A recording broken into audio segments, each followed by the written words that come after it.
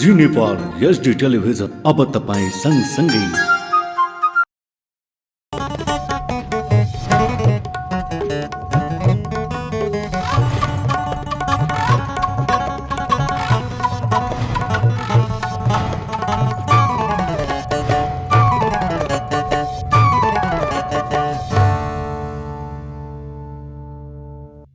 नमस्कार, जी नेपाल न्युजमा यहाँलाई स्वागत छ। म करुणा रामिसाने। सुरु गरौं प्रमुख समाचारका शीर्षकहरूबाट। 32 पालिकाका नतिजा सार्वजनिक, 13 पालिका जितेर नेकपा एमाले अग्रस्थानमा, कांग्रेस 9 र माओवादी केन्द्र 8 पालिकामा विजयी।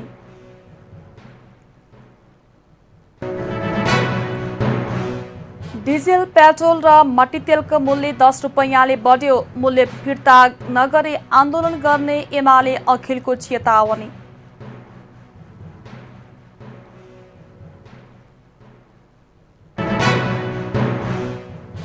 भोलिदेखि गौतम बुद्ध अन्तर्राष्ट्रिय विमानस्थलबाट व्यावसायिक उडान गर्ने, प्रधानमन्त्री देउवाद्वारा विमानस्थलको औपचारिक उद्घाटन हुने।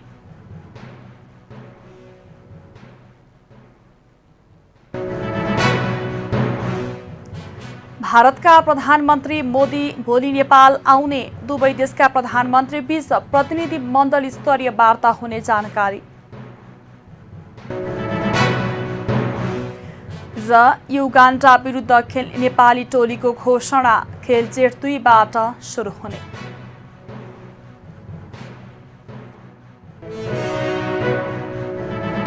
अब समाचार विस्तारमा।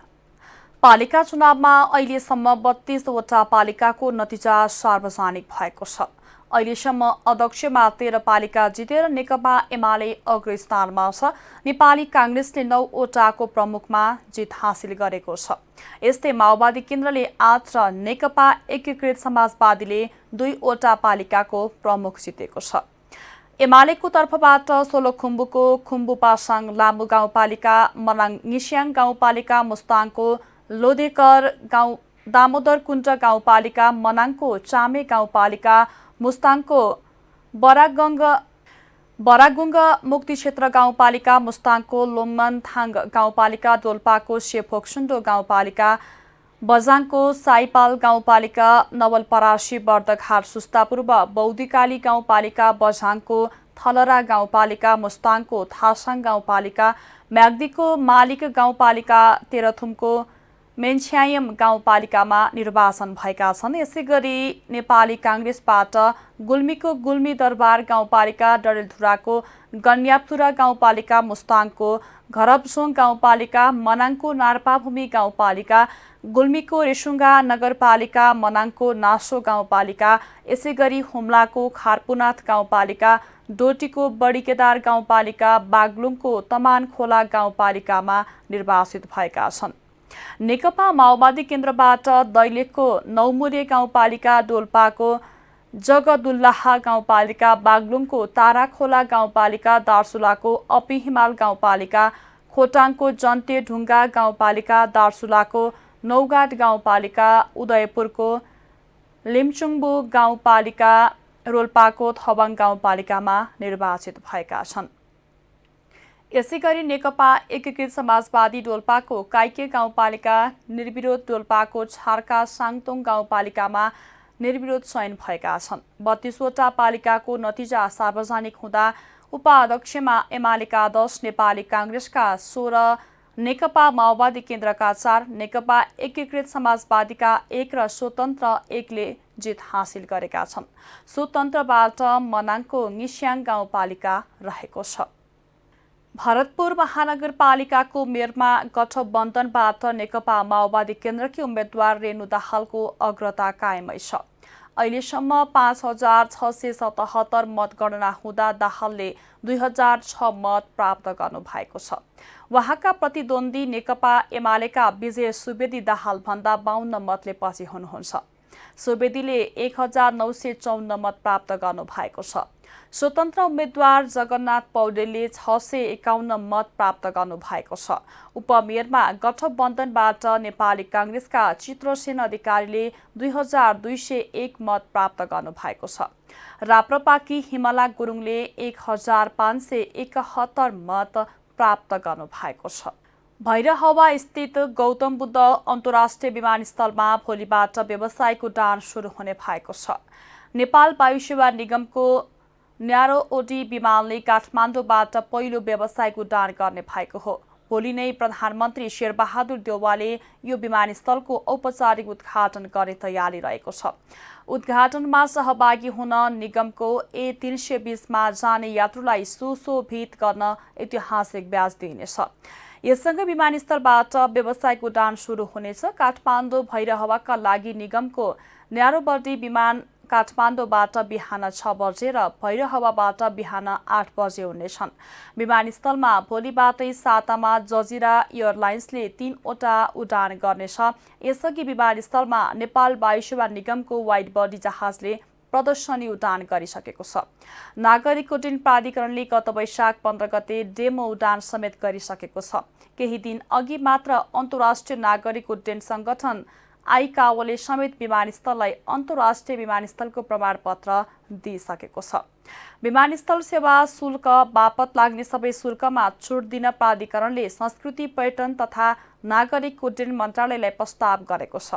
प्राधिकरणले नयाँ विमानस्थल सेवा शुल्क नियमावली 2078 अनुसार विमानस्थलको प्रचार प्रसार र एयरलाइन्स कम्पनीलाई आकर्षित गर्न विमानस्थल सेवा शुल्क नियमावली 2078 अनुसार लाग्ने सबै शुल्कमा छुट दिने प्रस्ताव गरेको हो। काठमाडौँ महानगरमा स्वतन्त्र उम्मेद्वार बालेन शाहले सुरुवातीदेखि नै अग्रता लिएका छन्। अहिलेसम्मको मतपरिणाम अनुसार बालेन शाह अघि देखिएका छन् भने स्थापित र सिंह पछि देखिएका छन्। अहिले चर्चाको शिखरमा रहेका सामाजिक सञ्जालमा हाबी भएका बालेन शाह यथार्थमा चुनावी मैदानमा कतिको खरो उत्रने हुन् त्यो भने हेर्न बाँकी नै छ। यसै सम्बन्धी विक्रम दाहालको एक रिपोर्ट। स्थानीय तहको निर्वाचनमा काठमाडौँ महानगरपालिकाको चुनावी प्रतिस्पर्धालाई सधैँ चासोका साथ हेर्ने गरिन्छ। सङ्घीय राजधानी समेत रहेको देशकै सबैभन्दा ठुलो महानगरको कार्यकारी पदमा को विराजमान हुन्छ भन्ने कौतूहलता हुन पनि स्वाभाविक नै हो। विगतमा चाहिँ यसपटकको निर्वाचनमा पनि काठमाडौँ महानगरमा रोचक प्रतिस्पर्धा हुने देखिएको छ। पछिल्लो पटक काठमाडौँ महानगर जितेको नेकपा एमालेबाट केशव स्थापित मेयरका प्रत्याशी छन् भने सत्तारूढ गठबन्धनबाट नेपाली काङ्ग्रेसकी नेत्री सिर्जना सिंह प्रतिस्पर्धामा उत्रेकी छिन्। त्यस्तै गत निर्वाचनमा सन्तोषजनक प्रदर्शन गरेको विवेकशील साझा पार्टीबाट समीक्षा बास्कोटा पनि मेयर पदको दावेदारी बनेकी छन्। यद्यपि चर्चामा भने यसपटक स्वतन्त्र उम्मेद्वार र्यापर बालेन्द्र शाह बालेन छन्। सामाजिक सञ्जाल यति बेला ठुला दलका उम्मेद्वार भन्दा पनि बालेन शाहको पक्षमा रङ्गिएको देखिन्छ। महानगरमा स्वतन्त्र उम्मेद्वारी दिएका बालेन शाहले सुरुवातीदेखि नै अग्रता लिइरहेका छन्। अहिलेसम्मको मत परिणाम अनुसार बालेन शाह अघि देखिएका छन् भने स्थापित र सिंह पछि देखिएका छन्। हाल यो समाचार तयार पार्दासम्मको मतगणना अपडेटमा बालेनले 3110 मत ल्याएका छन् भने नेकपा एमालेका केशव स्थापितले 1645 र नेपाली काङ्ग्रेसकी नेत्री सिर्जना सिंहले 1602 मत ल्याएकी छन्। काठमाडौँमा मेयर बन्ने आकाङ्क्षीहरूको जमातमा सम्भवतः बालेनको जति चर्चा चासो र भाइरल अरू कोही भएको छैन होला। आम तबकादेखि उच्च तहसम्म देखिएको बालेनको क्रेज र वाहवाही साँच्चै लोभलाग्दो छ। सेलिब्रेटी बन्न सिनेमा नै खोल्नुपर्छ भन्ने छैन। अन्य विधा वा क्षेत्रप्रति केही नयाँ गर्ने सकारात्मक सोच भएमा त्यो सोचले नै सेलिब्रेटी बनाउँछ भन्ने बलियो उदाहरण बनेका हुन् बालेन। हुन त उनी र्यापर भएका कारण पनि त्यो विधा मन पराउने युवाहरूमाझ उनको क्रेज राम्रै थियो। कालो दारी अनि काली चस्मा भएको बालेनको थप परिचय बनेको छ। तर्क र स्पष्ट भिजन राख्न सक्ने क्षमताका धनी बालेनको युवा पुस्तामा देखिएको क्रेजले यति बेला मेयरको सेलिब्रिटी उम्मेद्वारको रूपमा चिनाएको छ। कुनै समय सिनेमा क्षेत्रमा लामो कपाल राजेश हमालको परिचय बनेको थियो भने अहिले काठमाडौँ महानगरपालिकाको मेयरमा स्वतन्त्र उम्मेद्वारी दिएका बालेन शाहलाई उनको नाम याद नहुनेहरूले पनि दारी पालेको र कालो चस्मा लगाउनेको रूपमा चिन्न थालेका छन्। हुन पनि यही हो, बाहिर होस् या कोठाभित्र उनी कालो चस्मा लगाउन छुटाउँदैनन्। उनी भन्छन् यो मेरो लक र परिचय पनि हो। मेरा समर्थक र शुभचिन्तकहरूले यही चस्माको कारण नोटिस पनि गर्नुहुन्छ। अब त चस्मा लगाइएन भने मेरो परिचय नै पुरा नभएको हो कि जस्तो लाग्न थालेको छ। राष्ट्रिय सभागृहमा मत परिणाम गनिरहँदा बालेन शाहका समर्थक भने सभागृह बाहिर बालेन शाहको पक्षमा नाराबाजी गरिरहेका छन्। अबको काठमाडौँ महानगरपालिकाको नेतृत्वमा बालन शाह नै आउनुपर्ने र अबको पालो युवाको भएको उनीहरू बताउँछन्। युवाहरूको माग प्रथम प्राथमिकता भनेको बालेन शाहको मेयरको माग हो। यदि काठमाडौँले लौरो टेकेन भने देशले बैशाखी टेक्ने जरुरत हुन्छ। त्यही भएर सबैजना सजग रहनु होला र निष्पक्ष रूपमा यो हाम्रो मत गणना निष्पक्ष रूपमा होस्। बालेन शाहको अहिले जसरी अग्रता छ त्यही कायम रहोस् भन्ने आशावादी छु। अब देखिसक्नु भयो, अब हामी सानसानो हुँदाखेरि नै भएको स्थापित होइन केशव स्थापितजी उहाँले पनि अब 21 वर्ष अगाडि काठमाडौँको मेयर भएर आफ्नो जिम्मेवारी लिनुभयो र अहिले अब उहाँसँग के भिजन छ र बालेन शाह र उहाँको भिजन हेर्नुहोस्, धेरै डिफ्रेन्स देख्नुहुन्छ तपाईँ आफैले। अनि त्यसमा अब तपाईँ दुध र पानीको फरक देख्नुहुन्छ। त्यही भएर भिजन अनुसारले हामीले कुरा गरेको, हामीलाई राम्रो हाम्रो खोजे होइन, राम्रो खोजे हो। त्यही भएर बालेन शाहको अहिले जरुरत छ देशलाई। जुन काठमाडौँ महानगरपालिकामा केशव स्थापितज्यूले गर्नुभएको कामहरू एकदम सराहना योग्य छ, त्यसलाई मानिन्छ। तर अहिलेको आवश्यकता, अहिलेको निड भने देशलाई युवाको चाहियो कि, किनभने देखियो 30 वर्ष गर्नेले गरे कि अब गर्छन् भन्ने रिजल्ट अब यही चुनावले देखाउँछ। पेसाले इन्जिनियर र र्यापर हुन् बालन शाह। र्यापर भन्दा साथ एउटा सीमित सोच र धारणा पालेका जमातलाई र्याप मार्फत पनि विसङ्गतिका पाटाहरूको बारेमा जनमानसलाई चेतना पस्कन सकिन्छ भन्ने उदाहरण पेश गरेका छन् बालेनले। वास्तवमा र्यापरको परिभाषा फेरिदिन सफल भएका छन् बालन शाह। नेपाली राजनीतिले नयाँ अनुहार, संलग्नता र उपस्थिति खोजिरहेको अबको अवस्थामा उदाएका बालन शाहको पक्षमा परिणाम आउँछ या आउँदैन, अब त्यो हेर्न भने मत परिणामको अन्तिम नतिजासम्म कुर्नुपर्नेछ। तर यति बेला उनको चर्चा सहर बजार गल्ली र चोकचोकमा हुनुले नेपाली राजनीतिमा बालनले एउटा तरङ्ग भने ल्याएकै हुन् भन्दा अतिरञ्जित नठहरिएला। जी न्युज नेपालका लागि क्यामेरामा छविराम पराजुलीका साथ विक्रम दाहाल, काठमाडौँ। काठमाडौँमा फोहोर थुप्रिएको छ। काठमाडौँ महानगरभित्रका विभिन्न सहर तथा गल्लीहरूमा हप्ता दिनभन्दा बढी समयदेखि फोहोर उठ्न सकेको छैन। फोहोर नउठाउँदा चोकचोकमा फोहोरको डङ्गुर थुप्रिएर दुर्गन्धित बनेको छ। सबैको ध्यान स्थानीय तह निर्वाचनको मत परिणामतिर केन्द्रित भइरहँदा काठमाडौँमा फोहोर उठाउनेतर्फ भने कसैले ध्यान नदिएको हो कि भन्ने आवाज हुन थालेको सर्वसाधारणले बताएका छन्। कहिले सिस्टोलवासीको आन्दोलन त कहिले के कारणले गर्दा विभिन्न समयमा काठमाडौँमा हप्तौँसम्म फोहोर नउठ्ने गरेको छ। वीरगञ्ज महानगरपालिकाको मेयरमा गठबन्धनबाट जनता समाजवादी पार्टीका उम्मेद्वार राजेश मान सिंहले अग्रता कायम गरेका छन्। सिंह दोब्बर मतले अगाडि छन्। उनले हालसम्म 3073 मत प्राप्त गरेका छन्। उनका निकटतम प्रतिद्वन्दी एमालेका विजय सराबगीले 1360 मत प्राप्त गरेका छन्। नेकपा एमाले पालिका चुनावमा सत्ता गठबन्धनले धाँधली गरेको आरोप लगाएको छ। एमालेका महासचिव शङ्कर पोखरेलले आज आइतबार विज्ञप्ति निकालेर स्वतन्त्र, निष्पक्ष र धाँधली रहित हुनुपर्ने चुनावलाई सत्ताधारी गठबन्धनले जसरी पनि जित्न धाँधलीका सहारा लिएको आरोप लगाउनु भएको छ। निर्वाचन आयोगले आचार संहितामा भएको त्रुटि सच्याउन अनुरोध गर्दा अनेक टिप्पणी गर्ने सत्ता गठबन्धन दलका नेताहरूका निरन्तर आचार संहिता विपरीत कार्यप्रति नेकपा एमाले खेद व्यक्त गरेको छ। चुनावको क्रममा गृह प्रशासन पूर्णतः गठबन्धनको पक्षमा र एमालेको विपक्षमा परिचालित भएको एमालेको आरोप छ। एमालेका मतदाता र उम्मेद्वारलाई हत्या र गिरफ्तार गर्ने सत्ता गठबन्धनबाट हाकाहाकी पैसा बाँड्ने काम हुँदा समेत रोक्न प्रयास नगर्ने, बुथ कब्जा गर्ने तथा मतगणनाको क्रममा पनि गठबन्धनलाई फाइदा हुने गरी बदर मतलाई सदर गरेको एमालेका प्रतिनिधि नै नराखेको लगायतका आरोप विज्ञप्तिमा उल्लेख छ। सरकारले डिजेल, पेट्रोल र मट्टीतेलको मूल्य ह्वात्तै बढाएको छ। वाणिज्य सचिव डाक्टर गणेश प्रसाद पाण्डे नेतृत्वको आयल निगम सञ्चालक समितिको बैठकले पेट्रोलियम पदार्थमा प्रति लिटर 10 रुपैयाँ मूल्य बढाएको हो। यसैबीच एमाले निकट अनि राष्ट्र बिउले तत्काल पेट्रोलियम पदार्थको मूल्य वृद्धि फिर्ता लिन माग गरेको छ। अध्यक्ष सुनिता बरालले आइतबार विज्ञप्ति जारी गर्दै मूल्य वृद्धि फिर्ता लिन सरकारसँग माग गरेका छन्। अन्यथा अन्य राष्ट्र बिउ मूल्य वृद्धि विरुद्ध जस्तोसुकै प्रतिकार गर्न बाध्य हुनेछ, अन्य राष्ट्र बिउले जारी गरेको विज्ञप्तिमा भनिएको छ। सम्पूर्ण जनसमुदायलाई र आम नेता कार्यकर्ताहरूलाई मूल्य वृद्धिको विरुद्धको आन्दोलनमा उत्रन आह्वान गर्दछौँ। निगमले हिजो मध्यरातबाट लागू हुने गरी पेट्रोल, डिजेल र मट्टीतेलको मूल्य एकैपटक 10 रुपैयाँले बढाएको थियो।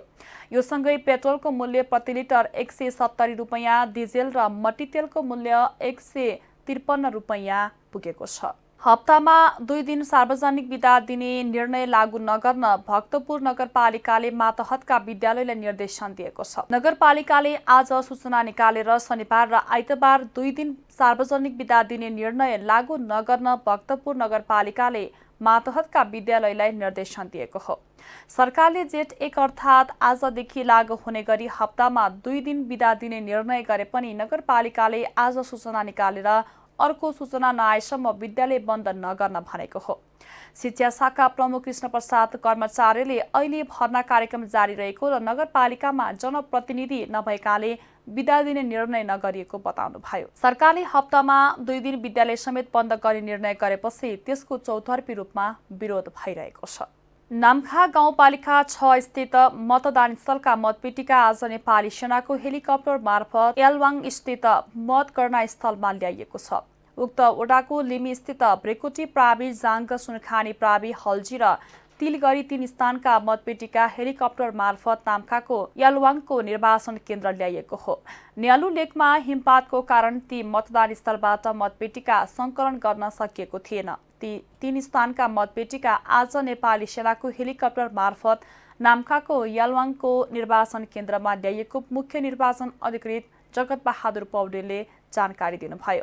उहाँका अनुसार सङ्कलित मतपेटिकाको मतगणना कार्य आजै बेलुकासम्म सुरु गरिनेछ। जुम्लामा भोट नहालेको भन्दै वडा अध्यक्षका उम्मेद्वारले 2 जनालाई कुटपिट गरेका छन्।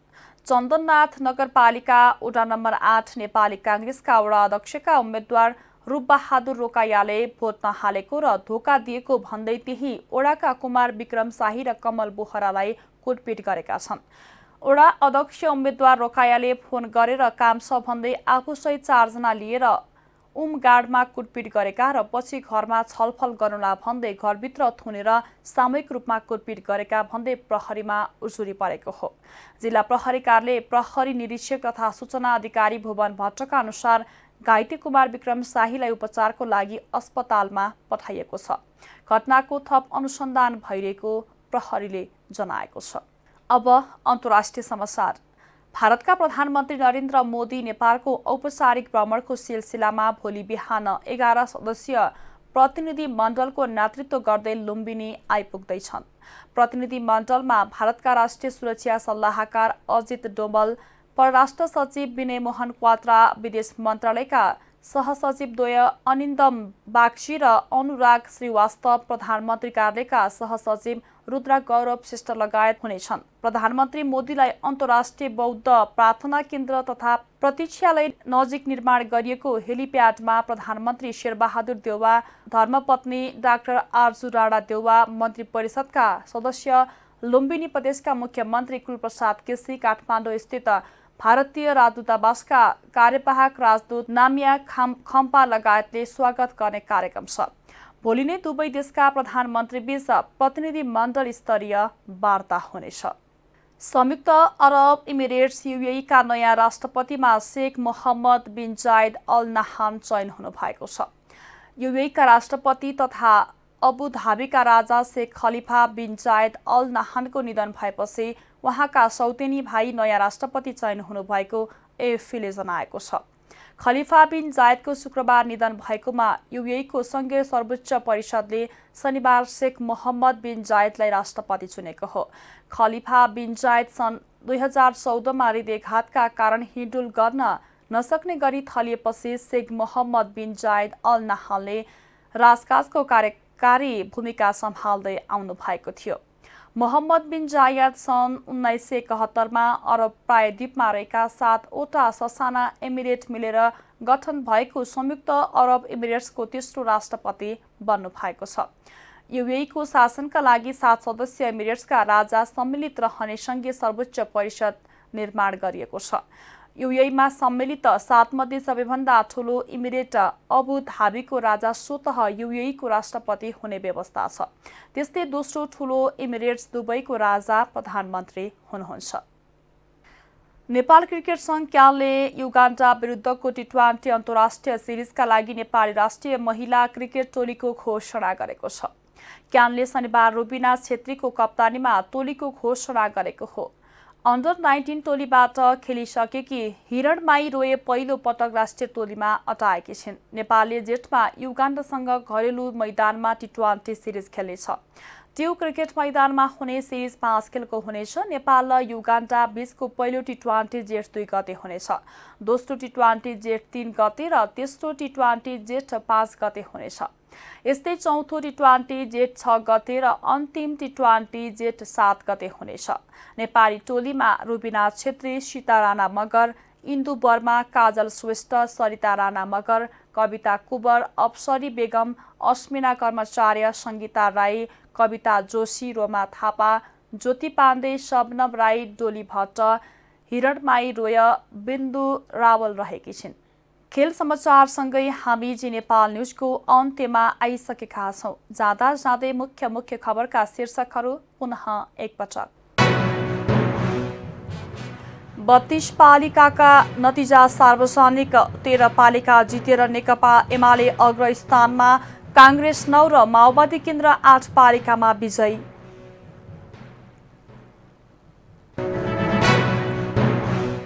डिजेल, पेट्रोल र मट्टीतेलको मूल्य 10 रुपैयाँले बढ्यो। मूल्य फिर्ता नगरे आन्दोलन गर्ने एमाले अखिलको चेतावनी।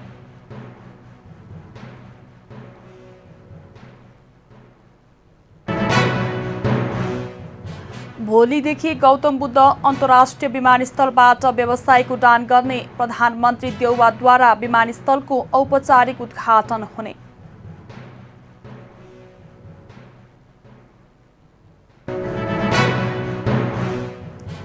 भारतका प्रधानमन्त्री मोदी भोलि नेपाल आउने, दुवै देशका प्रधानमन्त्री बीच प्रतिनिधि मण्डल स्तरीय वार्ता हुने जानकारी। र युगान्डा विरुद्ध खेल नेपाली टोलीको घोषणा, खेल जेठ 2बाट सुरु हुने।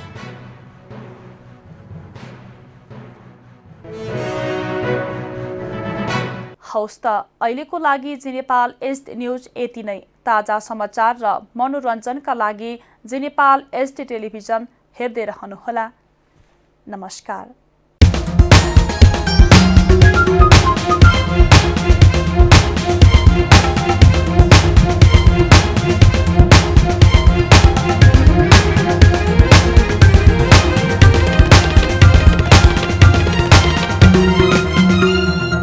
जी नेपाल एचडी टेलिभिजन अब तपाईँ सँगसँगै